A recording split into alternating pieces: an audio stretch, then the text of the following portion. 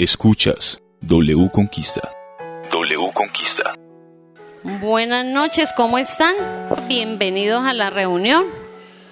Este mes es el mes de septiembre y todos sabemos que se celebra el mes del amor y la amistad.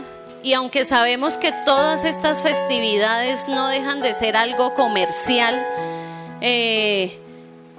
pues también yo creo que es una linda oportunidad, o es más bien una excusa para uno reconciliarse con todas aquellas personas con las cuales hemos tenido algún roce o dificultad.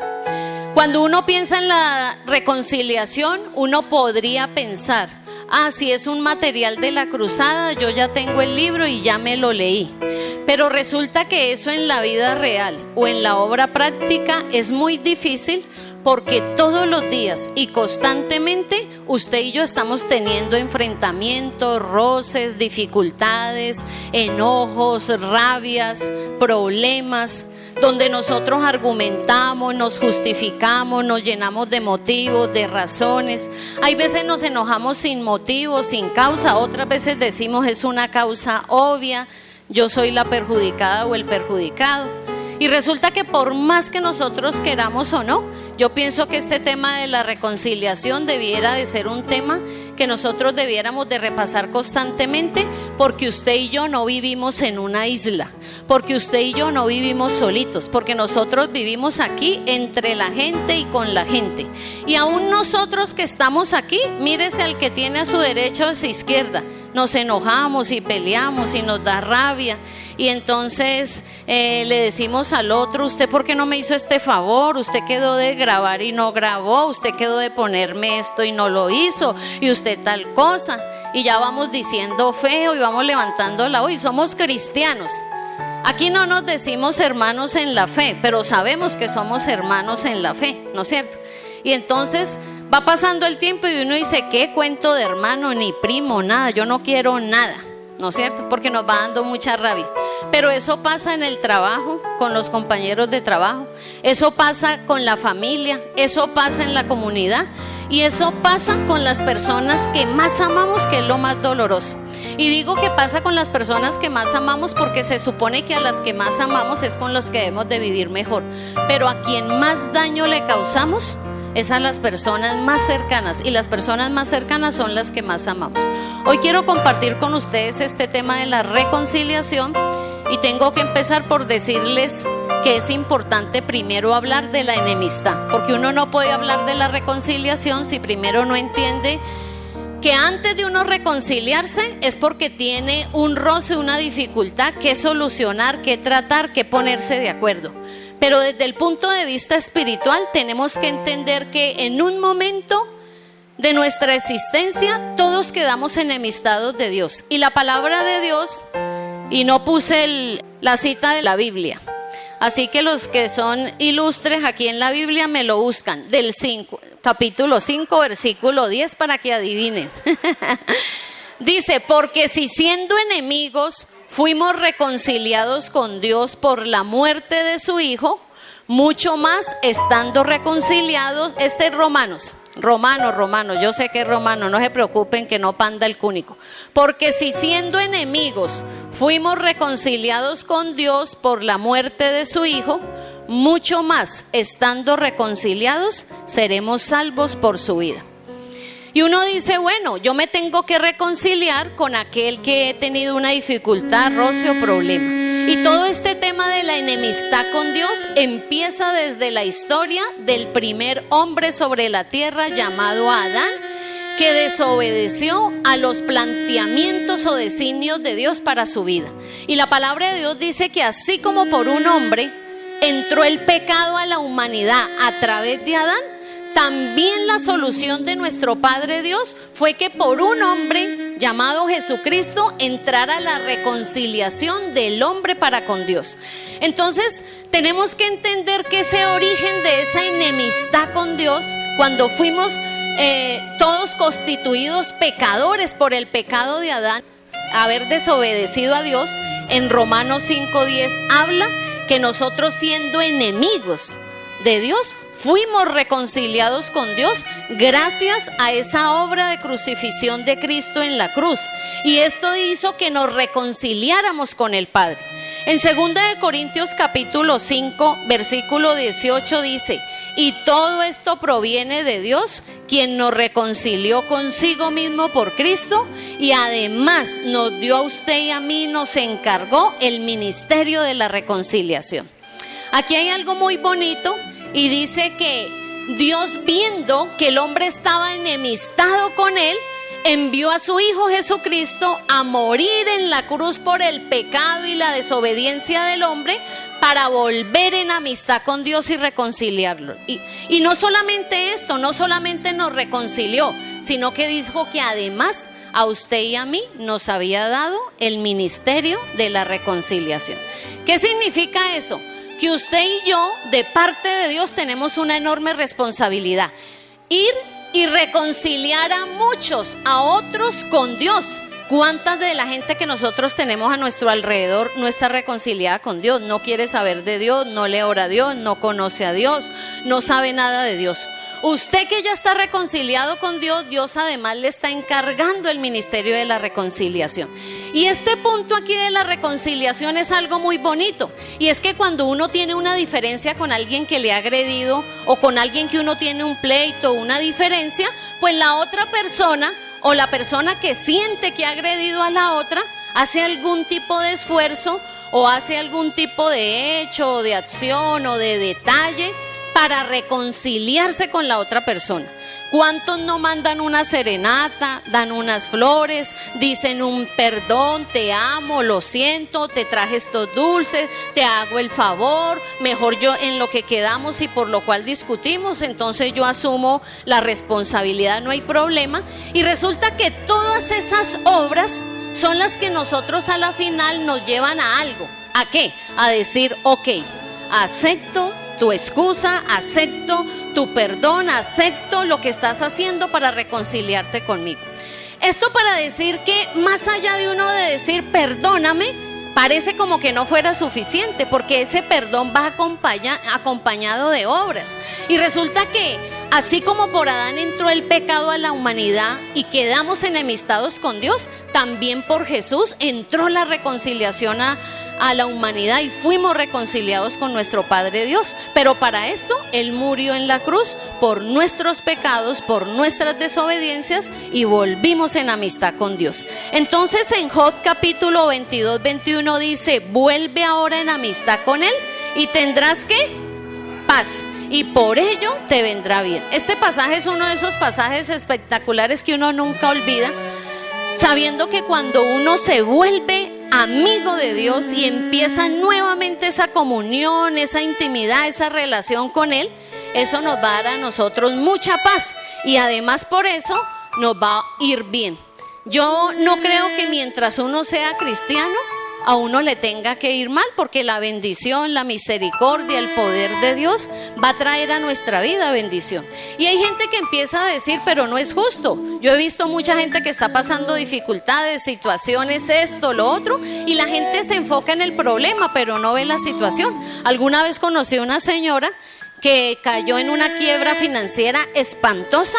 Ella no conocía de Dios, se le cayó el pelo, se deprimió, quedó enferma, postrada, y alguien fue y le compartió de Cristo y empezó a buscar de Dios. Pues la señora se recuperó, se puso bonita, se maquilló, se vistió, se peinó, y pasó un año. Y al año alguien le preguntó: ¿cómo te veo de bien? Te felicito. ¿Y ya pagaste tus deudas? ¿Ya tu empresa está estable? ¿Ya saliste? Y dice: no, sabe que no. Ha pasado un año y todavía ando en los mismos problemas. Dijo: pero yo no entiendo, porque te veo fabulosa, irradias vida, estás fresca, estás bien presentada, no deprimida, no triste, no derrotada. No entiendo, porque si está igual que cuando quebró, ¿por qué no se le ve así? Y dijo: la gran diferencia es que ahora conozco de Dios y tengo paz. y tengo gozo y tengo esperanza que Dios me va a permitir salir de todos mis problemas. Experimento paz, bendición y sé que esto va a pasar. Y es lo que la gente muchas veces no entiende, que cuando estamos con Dios, la gente a veces mira, esta persona está quebrada, esta persona está enferma, esta persona tiene 1000 problemas. Pero ustedes van a hallar una diferencia, y es que la forma de afrontarla, a diferencia de otra persona que no tiene de Cristo, va a quedar devastada, destruida, acabada. Pero cuando uno tiene al Señor, hay paz, hay gozo, hay esperanza, hay paciencia de ese futuro glorioso que Dios nos quiere dar, y enfrentamos la vida de forma diferente. Y eso solo lo logramos cuando nos volvemos en amistad con Dios, que nos da paz y además nos va a venir el bien. Tenemos que reconciliarnos con Dios como primera medida, y en Colosenses capítulo 1, 21 dice: y a vosotros también, que erais en otro tiempo extraños y enemigos en vuestra mente, haciendo malas obras, ahora os ha reconciliado en su cuerpo de carne por medio de la muerte, para presentaros santos y sin mancha e irreprensibles delante de Él. Pues yo quiero decirle que la obra que Dios hizo en la cruz, lo hizo para todos nosotros, para todos aquellos que un día fuimos extraños al conocimiento de Dios, a todos aquellos que fuimos un día ajenos a ese amor de Dios en nuestras vidas. Y déjeme decirle que hoy en día hay mucha gente que, así como conoce de Dios, también hay mucha gente que en su mente es enemigo de Dios, es extraño a Dios, es ajeno de Dios, porque no le conoce, porque no sabe que existe, porque no sabe que le hay, porque su vida y sus obras, como dice la palabra de Dios, haciendo malas obras, ahora Dios nos reconcilió gracias a su cuerpo y a su carne a través de su muerte. ¿Qué significa esto? Que donde hay reconciliación, hay reconocimiento de esa obra y de esa expiación del Padre, del Hijo y del Espíritu Santo, y de su obra en nosotros. ¿Por qué les estoy hablando de esto? Yo estoy seguro que a la gente, cuando viene a escuchar un sermón, le gustaría que le hablaran de los salmos, de los proverbios, que Jehová te va a bendecir, que Jehová te va a prosperar, que Dios te va a hacer grande, que tu postrer estado va a ser mejor que el primero. Y uno dice: ay, tan chévere, sí, que me digan más, que eso es lo que necesito. Pero cuando se trata de hablar desde el punto de vista doctrinal, uno dice: ¿qué será que están hablando? Como que no entiendo, como que ahí medio voy, todavía no la cojo, porque nos cuesta trabajo. Pero déjeme decirle que lo más importante en el tema de la reconciliación es que usted pueda entender la obra de Dios en la cruz, y que usted la pueda aceptar como ese regalo, ese ofrecimiento y ese sacrificio para reconciliarnos con Dios. Porque de lo que usted piense y acepte ese regalo de Dios, así va a ser su relación con Dios.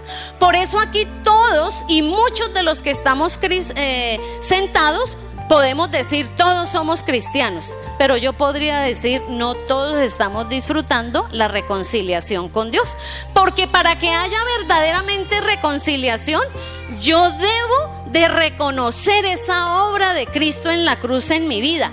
Y mi vida va a tener que dar testimonio de que yo reconozco eso. Pero en nuestras vidas muchos no damos testimonio de ese reconocimiento de esa obra de Dios en la cruz.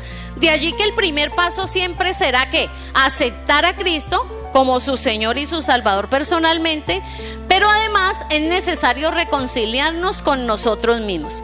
Y este reconciliarnos con nosotros mismos parte del hecho de que entendamos todo lo anterior, que no es tan fácil, que parece complejo, pero que hay veces nosotros no le prestamos mucha atención. Romanos 8:14 dice: porque todos los que son guiados por el Espíritu de Dios, estos son hijos de Dios. Pues no habéis recibido el espíritu de esclavitud para estar otra vez en temor, sino que habéis recibido el espíritu de adopción, por el cual clamamos: Abba, Padre. El Espíritu mismo da testimonio a nuestro espíritu de que somos hijos de Dios, y si hijos, también herederos, herederos de Dios y coherederos con Cristo, si es que padecemos juntamente con Él, para que juntamente con Él seamos glorificados. Esto es bien importante, porque hoy nos tenemos que responder cada uno de nosotros una pregunta: ¿usted está reconciliado consigo mismo o no está reconciliado. Y uno dice, ¿cómo es esto? ¿Cómo identifico? A la luz de la palabra de Dios, si usted no está reconciliado, usted todavía está en esclavitud y en temor. ¿Qué significa en esclavitud? Que usted todavía hace las mismas obras que antes hacía de conocer de Cristo. Y lo curioso es que nosotros conocemos de Cristo, hacemos la oración de fe y sin embargo vivimos en las obras que antes hacíamos: fornicación, adulterio, borrachera, herejías, orgías, adivinación, pleitos, contiendas, celos, disensiones, de todo. Y entonces uno dice, ¿cuál es la diferencia usted ahora que conoce de Cristo a antes que no conocía de Cristo? ¿Cuál es esa diferencia? Y uno dice, no hay diferencia, sigo igual. Entonces, ¿qué significa? Que habiendo aceptado a Cristo en su corazón, usted no se ha reconciliado ¿con quién? Consigo mismo, porque sigue viviendo en esclavitud, en temor, en miedos, en ansiedades, en dudas, en temores, en zozobras, en angustias, en celos, en amargura, en envidias, en contiendas. Y uno dice, ¿por qué? Si aquí todos conocimos de Cristo, Dios nos llama a estar reconciliados con nosotros mismos. Pero si es verdad que nosotros nos hemos reconciliado con nosotros mismos, tenemos que decir algo. El espíritu de adopción por el cual clamamos Abba Padre es el que nos va a hacer reconocer que gracias a esa obra de Dios en la cruz, ahora usted es hijo e hija de Dios. Y un hijo y una hija de Dios se termina hablando, cantando, moviéndose, caminando, pensando y actuando como su papá. Porque los hijos terminan hablando como los padres. ¿Usted no le ha pasado que llama a una casa y le habla a esa persona como si fuera el padre o la madre de familia y es la hija o es el hijo y tiene que decir un momento ya le paso a mi papá, un momento ya le paso a mi mamá? Porque los hijos terminamos pareciéndonos a los padres. Y si es que de verdad usted se ha reconciliado consigo mismo, usted ha recibido ese espíritu de adopción y usted empieza a ser imagen y semejanza de Dios. ¿Qué tanto usted se parece a Dios ahora que usted le conoce? ¿Qué tanto usted habla, piensa, actúa como Dios de acuerdo a lo que ha aprendido en su palabra? Y entonces usted empieza a ser heredero de ese Padre y actuar como Él. Y nosotros podemos ver la bendición en nuestras vidas como esos hijos e hijas que verdaderamente somos. Porque aquí todos, excepto la señora Janet, que dijo muy valientemente, todavía no he hecho la oración de fe. Estoy seguro que todos entonces ya la hicieron. Pero entonces nos tenemos que preguntar, entonces usted es hijo, usted es hija, usted es heredero, usted es heredera, usted puede disfrutar de todo lo que su Padre Dios le ha dado y vivir imagen y semejanza de Dios y reflejo de esa gloria de Dios. Y es allí donde nosotros en la práctica, está por doctrina, está por su palabra, por sus enseñanzas, pero en la obra práctica muy difícilmente lo estamos viviendo. ¿Esto qué tiene que ver la reconciliación con nosotros mismos? Con que usted esté plenamente identificado con Cristo. Pero ¿sabe por qué nos cuesta mucho trabajo identificarnos con Cristo? Porque no tenemos Biblia. Porque no leemos la palabra de Dios, porque no la conocemos. Este mes es el mes del amor y la amistad. Y así como yo decía que es un mes también comercial, pues se dan muchos regalos. ¿Usted ha pensado alguna vez dar de regalo una Biblia? ¿Le gusta regalar la Biblia? ¿O dicen, ay no, eso como tan feo, qué pereza, demos algo más chévere, como algo más lindo? Y empezamos nosotros a pensar que sería un mejor regalo. Y es que la gente no está identificada plenamente con Cristo, por eso no vive en libertad sino en esclavitud, no vive en paz sino en temor, porque no le conoce, porque no sabe quién es Él. Y hasta que yo no me identifique plenamente con Dios, yo no voy a poder vivir la reconciliación en mi vida. Vivir más por principios que vivir ¿por qué? Por mis emociones. Hoy nosotros nos debatimos, es que no quiero, es que no siento, es que no me provoca, es que no me dan ganas, es que me da pereza. ¿Y acaso porque no nos dan ganas, no quiero, no me provoca, no me da pereza, no lo hago? Si a ustedes le invitamos y le decimos, vamos a hacer devocional a las 5 de la mañana, ay, qué pereza, si pudiésemos dormir hasta más tarde, ¿no sería mejor? Pero si usted tiene que ir al trabajo y le dicen a las 5 de la mañana, usted dice no, ¿qué tan temprano? Pero aunque no quiera, usted dice voy a madrugar porque si no pierdo mi empleo. Y lo hace por un interés económico, por una contraprestación que usted está buscando ahí un interés. Y entonces muchas veces uno le termina diciendo a los hijos o a las hijas que a toda edad, desde niños, ay ma, yo hoy no quiero ir a estudiar, qué pereza, y los niños y las niñas bostezan, hoy no quiero ir. Y uno le dice, ¿es que acaso es que quiera o no quiera? Es que toca ir. Ojalá nosotros pudiésemos decir en el trabajo, ¡ay, qué pereza ir, yo no quiero ir! Nos toca ir. ¿Y esto qué significa? Que vivimos por principios, vivimos por lo que sabemos. ¿Y esos principios dónde están? En la Biblia. Vivir por lo que sabemos y no por lo que sentimos. Ay, es que yo siento que no quiero, yo siento que deseo, yo siento que me dan ganas, yo siento que tal cosa. No es por lo que sentimos, es por los principios. Y esta reconciliación con nosotros mismos tiene que ver qué tanto yo me perdono. ¿Qué tanto usted se siente culpable o culpable de sus actos, responsable de muchos errores o contratiempos o cosas que usted ha cometido en la vida? Y que cuando uno sabe esta doctrina de la reconciliación, uno se da cuenta que Cristo murió en la cruz por sus pecados y los míos. ¿Y sabe usted qué está pensando en su mente?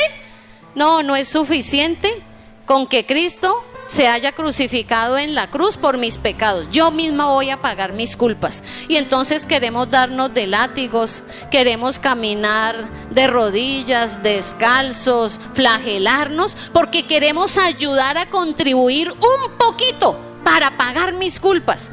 Porque no estamos aceptando que la muerte en la cruz es el sacrificio por nuestros pecados. Es como si él no hubiese sufrido suficiente y dice, no, eso es poquito, eso no es suficiente. Muy bien ahí por las bombas para despertar allá la... Entonces, ¿qué dice? No fue suficiente. Entonces, no sé si usted vive pensando, yo he cometido muchos errores o muchas faltas, yo voy a hacer algo por pagar mis pecados. Yo quiero decirle que lo único que usted tiene que hacer para sus pecados es aceptar por fe el perdón de pecados para su vida. Si confesamos nuestros pecados, Dios es fiel y justo para perdonarnos y limpiarnos de toda maldad. Pero muchas veces yo estoy buscando un sacrificio extra. Muchas veces yo estoy buscando un esfuerzo mayor para decir, voy a ayudar un poquito para expiar mis culpas. Véase como Dios le ve. ¿Cómo Dios le ve? Como su hijo amado, su especial tesoro, el hijo de sus entrañas, el heredero de Dios. Dios le ve a usted muy especial y hay veces nosotros nos vemos muy malos. El complejo de culpa nos hace daño, nos vemos perversos. Hay veces la oración de muchos de nosotros permanentemente es por mi culpa, por mi culpa, por mi gran culpa, y el complejo de culpa no nos deja. Y las oraciones permanentes es que usted se vive acusando. Entonces no vive como libre, sino como esclavo. No experimenta paz, sino temor. No acepta esa obra de sacrificio en la cruz, donde Él ya nos redimió del pecado para que usted tenga paz y tenga paz con usted y tenga esa reconciliación con Dios. Pero hay veces nosotros no le prestamos nada de atención a esta obra maravillosa que Dios hizo para que usted y yo tengamos una clase de vida diferente. Y qué tan bonito en Efesios 1:6 que dice que usted y yo, así como somos, con errores, con defectos, con debilidades, con flaquezas, ¿qué dice Dios? Que somos ¿qué? Aceptos en el amado. Entonces vamos a hablar de la reconciliación con el prójimo o reconciliándonos con el prójimo. Mire lo que dice Mateo 5:23. Mateo 5:23 dice, por tanto, si traes tu ofrenda al altar y allí te acuerdas de que tu hermano tiene algo contra ti, deja allí tu ofrenda delante del altar y anda, reconcíliate primero con tu hermano y entonces ven y presenta tu ofrenda. Este pasaje de la Biblia, no sé si a usted les ha pasado, pero hace mucho tiempo que yo llevo de ser cristiana y cuando lo leí a mí me dio cierta rabiecita. Y no lo entendí y yo dije, yo creo que mi Biblia está mala, voy a buscar otra Biblia. Y eso busqué todas las versiones y todas las Biblias. Yo dije, puede pasar, ¿quién quita que alguna impresión haya salido mala? Porque en mi mente estaba que yo debo de ir perdón a quien yo ofenda. Yo decía, es que es lógico, es que es obvio. Si yo le ofendo a usted, pues yo tengo que irle a pedir perdón a usted. Yo decía, eso es lógico. Yo decía, yo no veo otro camino. Pero si usted me ofende a mí, yo no entiendo por qué la Biblia dice que yo le tengo que ir pedir perdón a usted. Yo digo, esto no lo acepto. Entonces busqué otras versiones a ver si se había equivocado la mía. Oh, sorpresa, quedé frustrada, ninguna estaba equivocada. Y yo decía, entonces soy yo la que estoy equivocada. No lo puedo creer. Porque la palabra de Dios dice que si yo voy a la presencia de Dios a hacer oración, a entrar en comunicación, a entrar en comunión con Él, y yo empiezo a orar y a tener ese tiempo espiritual con Él, dice que ahí se viene a mi memoria que mi hermano, que el otro, que el prójimo, la otra persona, esa persona tiene algo en contra mío, que lo mejor es que yo deje de orar, deje de hacer la alabanza, deje de hacer el ayuno, las vigilias, el tiempo de búsqueda de Dios, y mejor deje esos sacrificios de alabanza y de adoración que yo le quiero ofrecer a Dios, y que vaya y me reconcilie primero con mi hermano y luego vuelva a la presencia de Dios y ya presentar mi ofrenda con manos limpias. Y yo decía, no, esto sí me lo tiene que explicar con plastilina, porque no me gusta y no entiendo. Porque si la otra persona se enoja conmigo y yo no le he hecho nada, pues problema de la persona, doble trabajo, enojarse y volverse a contentar, decía yo. Pero cuando empecé a pensar esto y le dije, Señor, explícame y hazme entender por qué tú demandas esto de nosotros, y entendí algo tan bonito que ahora no se los puedo explicar, pero que a la luz de la palabra de Dios lo entendí, porque Dios empieza a servirse de aquella persona que es luz para sacar a aquella persona que está en tinieblas a la luz. ¿Qué significa eso? Que Dios nunca se va a servir del que está en el pecado, del que está en las tinieblas, cuando hay una persona que está en el altar de Dios, adorando, ofreciendo sacrificios en el altar de Dios, y Él se sirve de los hijos de luz, de los que tienen a Dios, para ir a reconciliar al que está en tinieblas. Es como si dijéramos que Dios no está esperando mucho o nada o gran cosa del que está cometiendo pecado, porque está en pecados, porque está en tinieblas, porque está equivocado. Pero Dios de usted y de mí, que venimos a ponerle la cara a Dios, Él está esperando mucho de nosotros. ¿Y qué está esperando? Que usted, que viene al altar de Dios a buscar su nombre, vaya usted y reconcíliemelo, a ver si usted lo logra sacar de las tinieblas, a ver si usted lo logra sacar del engaño, a ver si usted lo logra sacar de la confusión, a ver si usted le logra sacar de la equivocación en la que está. Porque si usted piensa que se puede sentar a esperar que la otra persona venga a pedirle perdón, ahí se va a quedar, porque no va a venir, porque su corazón está endurecido, porque está lleno de odio, porque está en tinieblas, porque no conoce de Dios, o porque conociendo de Dios no hace la voluntad de Dios. Y solamente así uno empieza a entender por qué Dios sí se quiere servir de uno, y por qué el pasaje no está malo como yo al principio creía que se entendía. Y cuando uno va a la palabra de Dios, dice Lucas 23:34. ¿Qué dice? A ver, alguien que me lo lee, yo tomo mi agüita. Nada más me leen el pedacito que está en las diapositivas. ¿Qué dice Lucas 23:34? A ver, todos a la voz de 3. 1, 2, 3. Ay, qué bien, cómo leen de bonito. Mateo 18, 21 y 22, ya.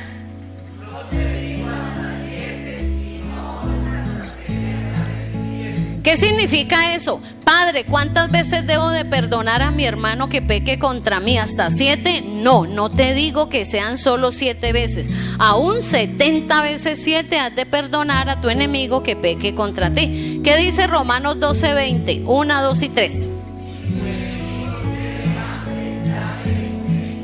Imagínese, si el enemigo tiene hambre, dale de comer. Y muchos dirán, claro, ¿cómo no? Alistaría el veneno, ¿no es cierto? La reconciliación con el prójimo va a neutralizar la hostilidad. ¿Qué significa esto? Escuche muy bien esto. Si pensamos que alguien tiene algo contra nosotros, entonces nos sentimos extraños y nos manifestamos hostiles. Mire esto tan perverso, porque todo empieza en la mente del hombre. Si usted piensa que alguien tiene algo en contra suya, usted automáticamente, solo por un pensamiento, usted se empieza a sentir extraño o extraña con esa persona, y sin darse cuenta usted termina hostil con esa persona. Y uno dice, ¿será así de cierto? Es así de cierto. Hay veces nosotros tenemos problemas interpersonales con la gente que nos rodea y no nos hemos dicho una sola frase. No hemos levantado la voz, no hemos gritado, no nos hemos dicho un sí ni un no, nada. Y tenemos una pelea silenciosa, una cosa extraña, y uno dice, pero aquí ¿qué pasó? Esto parece la pelea de los mudos y de las mudas. Es una cosa extraña, pero empieza con un pensamiento. Si pensamos que alguien tiene algo contra nosotros, usted ya se va comportando hostil, va siendo tenso o tensa, y no debe de ser así. Yo, pensando en este tema de la reconciliación, me sucedió algo muy curioso y lo venía estudiando. Y vengo y leo un texto donde el texto era muy agresivo, y el texto era un ataque así de frente, una lectura, y era una lectura espantosa, o sea, espantosa, y no tenía remitente, y era algo que estaba leyendo. Y cuando yo leí, fue una cosa tan increíble que en la medida que yo iba leyendo, ¿cómo decir? Uno se le va subiendo como la bilirrubina, así uno se va acalorando. Oiga, ¿sabe qué pensé yo en ese momento? En la medida que leía, yo iba como contestando, como justificando, como defendiendo, y uno termina descompuesto. Y yo decía, Dios mío, yo estoy leyendo esto y vea, ya me estoy descomponiendo con la lectura. Pero seguí leyendo y me di cuenta que había gente que respondía, y el uno y el otro y todo mundo, y el uno justificaba y el otro argumentaba en todos esos cosas virtuales y del internet. Y por un momento, es que es una cosa tan poderosa las emocionnes de uno, que por un momento yo pensé, me meto aquí, sin darme cuenta me meto en la pelea y en el pastel. Eso pasa por cuestión de segundos. Y yo decía, qué absurdo. Hay gente que aparece ahí como anónima, no da la cara, no pone el nombre, son cosas virtuales, ridículas, no carecen de seriedad, de sentido, pero son tan agresivas y tan hostiles que desestabilizan a mucha gente, y uno, sin darse cuenta por esas emociones, cae y termina respondiendo. No ignores. Cuando yo terminé y no terminé, empecé a leer, y eso habían respuestas, y el otro, y no, eso se armó una guerra campal de ahí para abajo. Y cuando yo miré lo que me faltaba por leer, no, eso era para quedarme ahí, yo creo que una semana, la pelea tan tremenda. Entonces cerré, tomé aire, conté hasta 10 y volví, me enfoqué en mi tema y volví a pensar y dije, uy, Señor, qué duro que es esto. Pero usted y yo, para pelear, no es sino un chasquido de dedos, es un parpadear de ojos, y la pelea está ahí en nuestra cara. Por esto, por aquello, si me miraron feo, si no me saludaron, si me dijeron, si no. Y nosotros necesitamos vivir en una permanente reconciliación y pensar en que Dios está diciendo, Padre, perdónalos porque no saben lo que hacen, y nos los está enseñando en su palabra. ¿Qué es perdonar? Perdonar es la clave de la reconciliación. Mire lo que dice perdonar. Perdonar no significa que aprobemos lo que la gente nos ha hecho. Y esto es muy importante que lo tengamos en cuenta, porque una de las rabias grandes que nos da es que, ay, ¿cómo le voy a perdonar? Eso significa que le estoy aplaudiendo después de lo mal que se comportó. Significa que le estoy aplaudiendo por su mal comportamiento. Quiero decirle que perdonar no significa que aprobemos lo mal que se ha hecho, o lo mal que se ha comportado, o yo o la otra persona. El perdón no absuelve al pecador, ni lo exime de dar cuentas a Dios, ni de la responsabilidad que tiene con quien hirió. ¿Cómo les explico esto? Muchas veces hemos visto en las noticias que mataron al hijo, en la pandilla, en el tiroteo, cogieron al agresor y le dicen, señora, ¿Usted perdona al que mató a su hijo? Y he visto en muchas noticias que la señora dice, sí, yo lo perdono y que lo juzgue Dios y la justicia es de Dios y que la justicia haga lo suyo. Otros dicen, no le perdono porque era mi hijo y y dicen mil cosas. Pues yo quiero decirle que el perdón que nosotros le demos a aquellas personas que nos hayan ofendido no le está absolviendo al pecador de su pecado, ni lo está eximiendo de dar cuentas a Dios, ni tampoco de la responsabilidad que tiene con quien hirió. Yo conocí un caso de abuso sexual a menores y esta persona perdonó a la persona que abusó sexualmente al menor de edad, pero lo denunció y está en la cárcel. Entonces uno dice, ay, ¿cómo así? Si lo denunció, si lo perdonó, ¿para qué lo denunció? No hay que perdonar, es que lo absolve de su responsabilidad. No, es que ahí está el detalle. Lo perdona, en su corazón hay paz, pero hizo lo propio. Le puso la denuncia, él está en la cárcel y está perdonado. No se está eximiendo de su responsabilidad. Y hay veces creemos que perdonar significa todo lo contrario, que le absolvemos de la responsabilidad que tiene de la persona o de lo que hirió, de lo que hizo el daño. Perdonar tiene el propósito de sanar el corazón, de liberar el alma, de recuperar la salud mental, física y espiritualmente, de restaurar además las relaciones interpersonales. Hay tantos pasajes en la Biblia que dicen, cuanto dependa de vosotros, ¿estás bien con quién? Con todos. En cuanto dependa de nosotros, esté bien con todos.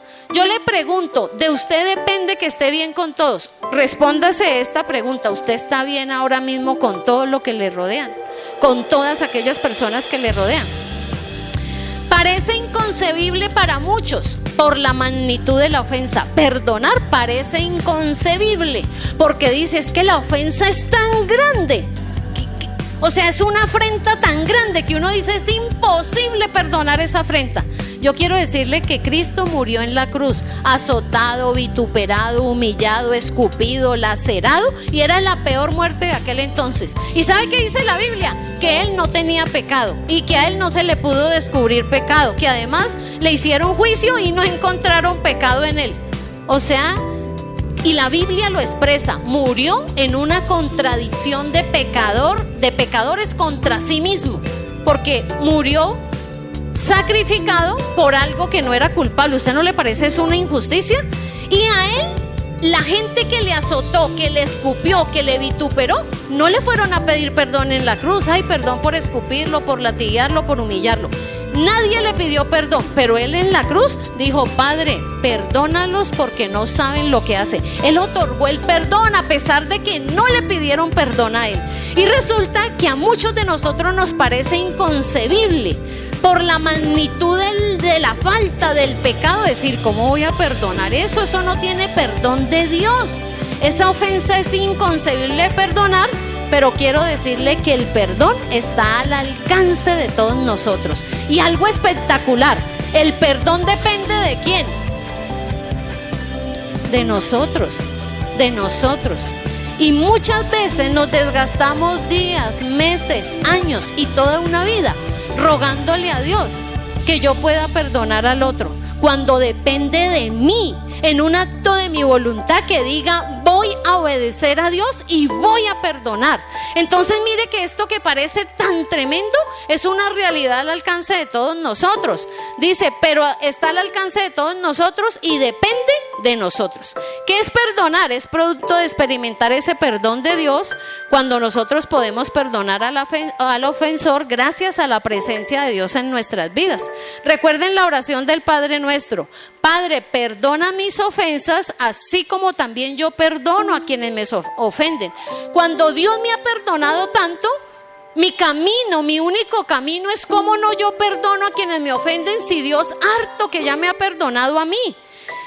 Perdonar es el acto de renunciar al desquite, al odio, a la ira, a la venganza. Una de las razones por las cuales usted y yo no queremos perdonar es porque queremos el desquite. Porque no voy a descansar hasta no verte podrido en tal situación. Y empezamos hasta no verte podrido en la cárcel. No voy a descansar hasta no sacarte hasta el último peso. No voy a descansar hasta verte llorar. no voy a y pensamos una cantidad de horrores. Es el acto de renunciar al desquite, al odio, a la ira, a la venganza. Perdonar no es señal de debilidad, es la forma de triunfar. El que perdona tiene paz, tiene libertad, tiene prosperidad, siente amor, duerme tranquilo. En cambio, el que odia no tiene paz. El que odia no está tranquila. Yo conocí una señora que odió mucho. Y ríase que ella misma me fue a contar esto y ella misma me contaba la tragedia. Y yo decía, Dios mío, ella misma da la respuesta, ella misma cuenta todo y no se da cuenta del lío en el que está metido. Me dijo que odiaba horriblemente a una cuñada, pero horrible. Dice, mire, yo no puedo. Y total que en una reunión familiar, después de tanto tiempo de no vernos, la reunión familiar era tan importante que no hubo más remedio de vernos. Y ella vino y me dijo a mí, ayúdeme porque yo estoy muy mal. Y yo vi a mi cuñada y dice, y yo estoy, míreme cómo estoy. Me decía, míreme cómo estoy. Y la señora con mucha amargura, y yo, sí señora, yo la estoy viendo. Pero míreme, yo, sí señora, yo la estoy. Y la señora era así de flaquita, en el huesito, sequita. Y dijo, ¿usted sabe cómo está la otra que yo odio, que odio tanto? Vea, estaba gorda, rosada, riéndose en la fiesta familiar y comiendo y feliz. Y yo tuve tanta rabia que yo me le acerqué y hablé pues del odio, porque uno en el odio piensa en refregar la ofensa, sacarla, relucirla. Y que ella se daba cuenta cómo estaba ella de flaquita y cómo a la que odiaba gorda. Es que cuando uno no odia, no es feliz. Cuando uno no odia, uno duerme tranquilo. Cuando uno no odia, uno come, uno tiene paz. Entonces, ¿quién era la que odiaba? Pues la señora que estaba casi secándose en el esqueleto. Y yo le decía, señora, pero usted misma no se da cuenta, no oye lo que usted me está diciendo. Usted que es la que odia, es la que está enferma, flaca, amargada, mejor dicho, cansada, ojerosa, sin ilusiones, y la otra está contenta. ¿De qué le sirve a usted odiar si la otra ni se acuerda de usted? Y usted no hay noche que no piense en ella. Déjela tranquila, póngase a comer, olvide eso, perdone. Pero ella me quería era sacudir a mí. Míreme cómo estoy, míreme. Yo, pero está así por usted, señora. No le entendía nada. Pero perdonar no es señal de debilidad, sino de triunfar. Y las consecuencias de no perdonar trae una influencia tan negativa sobre nuestra salud, nuestra vida y nuestro futuro. Por eso yo a mucha gente le digo, vea, perdóneme lo que les voy a decir, pero como nosotros somos tan interesados, piense en que perdonar nos conviene. Y como uno hay veces hace tantas cosas por conveniencia, perdone por conveniencia. A usted le conviene perdonar. Perdone a quienes nos hacen daño y nos causa dolor.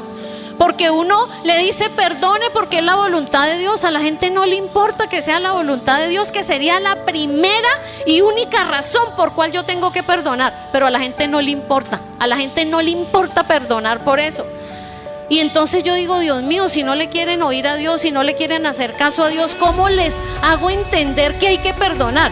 Entonces yo le digo, vea, eso por conveniencia, para que usted esté tranquila, coma rico, la pase bien, sea próspera. Y ahí mismo por conveniencia la gente le entra más fácil que por doctrina, por obediencia a Dios, por honrar a Dios, porque es la voluntad de Dios. Pero esto es realmente perdonar. La familia debe de abrir el corazón al diálogo y a la reconciliación. Este pasaje de Miqueas 7:6 es por demás muy fuerte. Pero en la Biblia hay muchos pasajes, dice que los enemigos son los de la casa. Así que vamos a leer a la voz de 3. 1, 2, 3.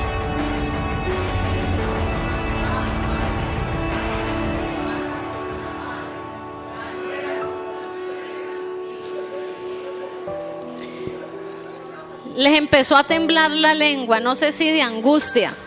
Pero mire lo que dice Miqueas 7:6. Porque el hijo deshonra al padre, la hija se levanta contra la madre, la nuera contra su suegra, y los enemigos del hombre, ¿de dónde son? Ay, qué horror. Y eso es una realidad tan latente. Los que rajan de uno no es ni el vecino, ni el del edificio, ni el del frente, ni el del lado. Los que más rajan de nosotros es el hermano o el sobrino, o el cuñado, o la cuñada, o el suegro, o la suegra, y uno dice, ay, no, mi familia es bien unida, mi familia es la más chévere. Y yo creo que sí, que tenemos que todos apuntar a que en nuestra familia haya amor, reconciliación, unidad. Pero yo quiero que alguien que nunca haya pensado mal de algún miembro de su familia levante la mano hoy.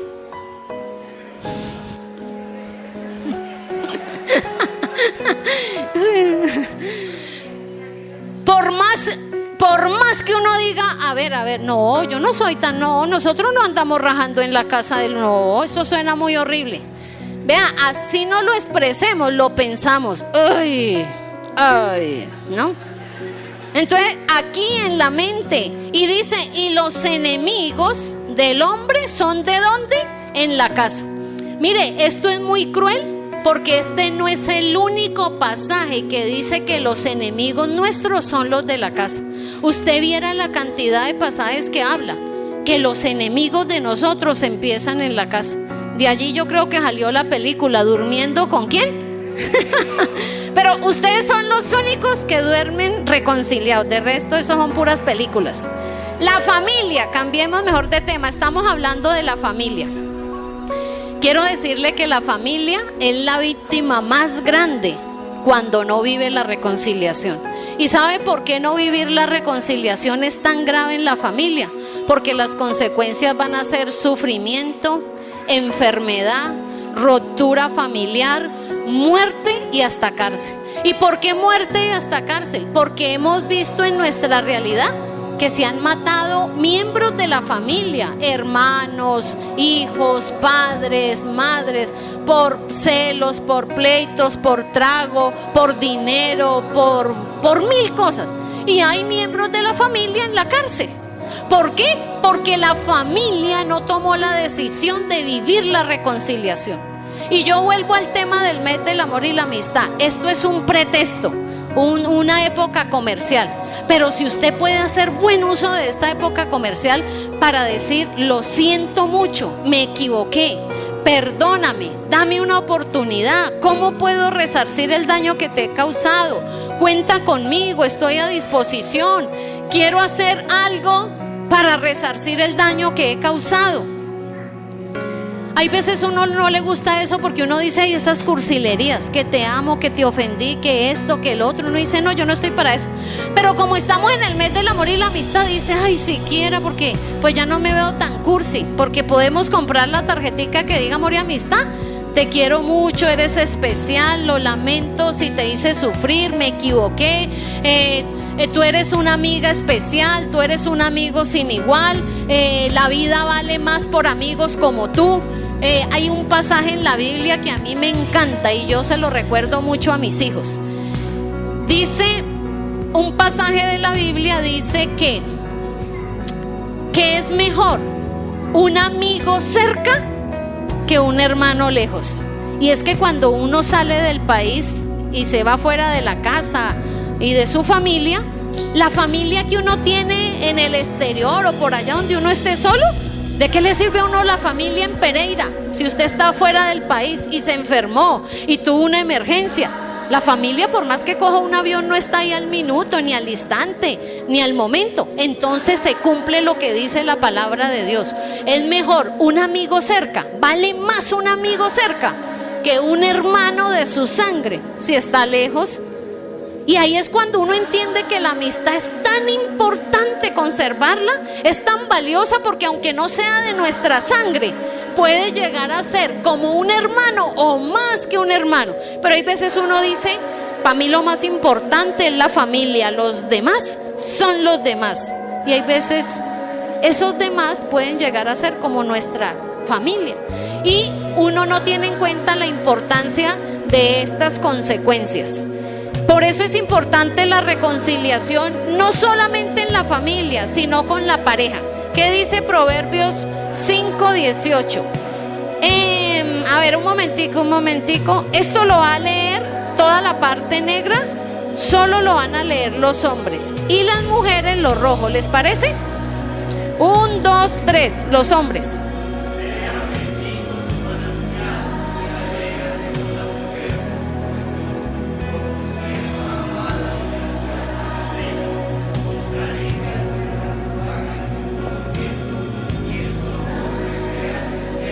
Las mujeres.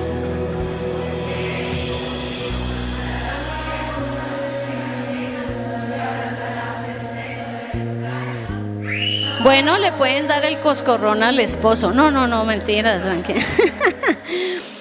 Mire este pasaje de la Biblia tan bonito, Proverbios 5:18. ¿Sabe qué le está diciendo al hombre? Sea bendito tu manantial y alégrate con la mujer de tu juventud, con la que te casaste cuando eras joven, y alégrate con ella todos los días, todos los tiempos, todos los años, y que sus caricias te satisfagan en todo tiempo, y en su amor recréate, deleítate, pásala rico, chévere, delicioso siempre. Y uno de los consejos que da Dios en su palabra al hombre es: ¿por qué, hijo mío, andarás ciego con la mujer ajena y abrazarás el seno de la extraña? Este Proverbio 5:18 dice unas verdades tan fuertes. Dice: ¿por qué has de echar tu semilla fuera de la tierra? O porque también dice que vas a dejar regado tus fuerzas, o que tu esfuerzo de tu trabajo, o que la fuerza y tu vigor van a terminar en una casa extraña y no en la que concebiste en la época de tu juventud. Da unos consejos como para hacer mirar al hombre que mire ¿qué es lo que quiere desde que empezó a vivir la vida pensando en un proyecto de vida con una pareja, con la otra persona que se ama? Y cuando uno lee 1 Corintios 7:11 dice: y si se separa, quédese sin casar o reconcíliese con su marido, y que el marido no abandone a la mujer. Cuando uno piensa los pensamientos de Dios a la luz del matrimonio, de la pareja, Dios lo pone a uno en un círculo vicioso. Cásese, muy bien, si está casado, quédese así, lo felicito. Pero si tiene algún inconveniente y si se separa, quédese así en ese estado, porque si usted quiere esposa, reconcíliese con la misma que ya tenía. Y yo hay veces pienso que uno toma decisiones apresuradas. Me sacó la rabia, me enojé, estoy furioso. Ay no, separémonos, nos divorciamos, hasta aquí llegamos, no aguanto más, me voy. Y salimos del hogar creyendo que vamos a encontrar ahora sí el príncipe azul, ahora sí la princesa del cuento de hadas. Se casan por segunda vez. Ah no, me salió peor que el primero. Este no era, otra vez me divorcio. No, me voy a casar otra vez porque que lo encuentro. Y vea, ya ve, me salió mejor, está más guapo, tiene plata, está esto. Y empezamos a pensar 1000 bobadas buscando justificaciones a nuestro comportamiento. Y vuelve y nos pasa lo mismo. ¿Qué está diciendo Dios a través de su palabra? Recréese con la mujer de su juventud, deleítese como preciosa amada, como gacela. Dice la palabra de Dios: no se separe de su mujer, busque una solución, busque alternativas de cambiar, de mejorar, de construir, de hacer vida en pareja. Hoy en día hay tanto sufrimiento, y el sufrimiento no son de los que nos casamos y de los que nos separamos. ¿De quién es el sufrimiento? Horrible. Vea, los hijos sufren como no está escrito, y es un deterioro. Pero hoy en día los hogares se están deteriorando con una facilidad, y el camino fácil es el divorcio. Y quienes más están sufriendo son nuestros hijos e hijas. Les estamos causando un daño que ustedes no tienen ni idea. Por eso pensémoslo, repensémoslo y busquemos 1000 soluciones. Pero el divorcio no es una salida. Hay situaciones que uno dice se salieron, pero que haya voluntad, que haya disposición, que haya diálogos, conversaciones, que se haga hasta lo posible. ¿Qué dice el Salmo 127:3? Padres que han fallado como autoridad para sus hijos, como formadores para sus hijos, como modelos para sus hijos, porque dan ejemplo. No tome, no fume, no adultere. Y el hombre por allá tome, fume, pachanguee. Y entonces dice: hijo, no haga esto, que esto da cáncer, esto es terrible. Fumando. No tome, que esto le arruina a uno el bolsillo. Usted no está para que tome, está muy joven, y yo tomando. Padres que le han fallado a sus hijos. El Salmo 127:3 dice: he aquí, herencia de Jehová son los hijos, cosa de estima el fruto del vientre. Cosa de estima es el fruto ¿de qué? del vientre. Y quiero que esto no se le olvide, porque Dios ha demandado que los padres estimemos a los hijos, los valoremos, entendamos que es lo más importante que nosotros tenemos que sacar adelante. Pero ¿sabe qué pasa para algunos? Ay, mi hijo, mi hija, qué pereza, qué carga, por culpa de él o de ella ahorita no puedo ir a hacer o la rumba o el viaje, o yo quería irme, ay no, qué pereza, ¿quién me lo cuida ahorita? ¿Quién me lo tiene? ¿Qué hago? No, qué pereza. ¿Cuánto no hemos pensado que los hijos son un estorbo, o una carga, o una pesadilla, o una gastadera de plata? Es que si yo no tuviera hijos era mucha la plata que yo tendría en el banco. ¿Cuánto no pensamos así? ¿Y por qué? Porque dejamos de disfrutar a los hijos. Porque dejamos de decir qué rico disfrutar, vea, el tiempo se nos va a pasar así y esos muchachos se van a ir. Y se nos fue, y usted vivió teniendo a sus hijos que le tenían que traer alegría, estima, orgullo. Se nos van a ir de las manos, se nos van a ir de la vista, de la presencia, y usted no disfrutó pensando en la plata, en el tiempo, en sus sueños, en sus egoísmos, y no cumplió lo que dice la palabra de Dios. Por eso nunca es tarde para reconciliarse. ¿Sabe qué hacemos en el amor de la amistad? Le damos regalo a la pareja, y se nos olvida que el amor y la amistad es una bonita oportunidad para expresarle el amor a los hijos. Yo de pronto no le daría a mis hijos así que wow, yo les compro una chocolatina, les compro algo sencillo y yo les digo te amo mucho, yo les digo a ellos, tú eres mi hijo amado, y ellos se han ido uno al otro. Venga, veo que le colocó a usted, porque tú eres mi hijo amado, mi único hijo amado. Venga, veo que le colocó. Y al otro, tú eres mi único hijo amado. Yo digo, y son perversos. Venga, yo veo.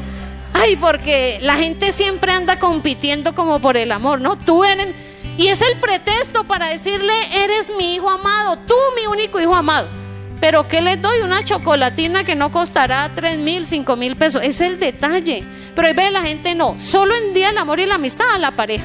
Y hay algunas parejas, ay, me diste tan poquito, yo no esperaba eso de ti, yo no esperaba. ¿Dónde está el amor? No hay amor, por Dios. Vamos a orar pensando en que la reconciliación con Dios es la única forma en la que lograremos paz en nuestro corazón y con los demás. El perdón es la clave de la reconciliación. Pero para ello, reconcíliese con Dios, con usted y con su prójimo. Y este es el cumplimiento de Mateo 22, versículo 36 y 37. ¿Sabe qué dice Mateo 22, 36 y 37? Que el primer y más grande mandamiento es ¿cuál? Amarás a Dios por sobre todas las cosas. Y el segundo mandamiento es parecido: amarás a tu prójimo como a ti mismo. Y en estos dos mandamientos dice, se encierra la ley y los profetas. Este es el todo del cristianismo: amar a Dios, amar al prójimo y a sí mismo. Y usted y yo queremos ser cristianos, dar testimonio, y peleando con Dios, peleando con nosotros mismos, peleando con el prójimo, y no vamos a ver ni la paz ni la prosperidad que Dios ha prometido. Vamos a ponernos en pie y vamos a orar pensando en esto que Dios tiene para nosotros. Escuchas W Conquista. W Conquista.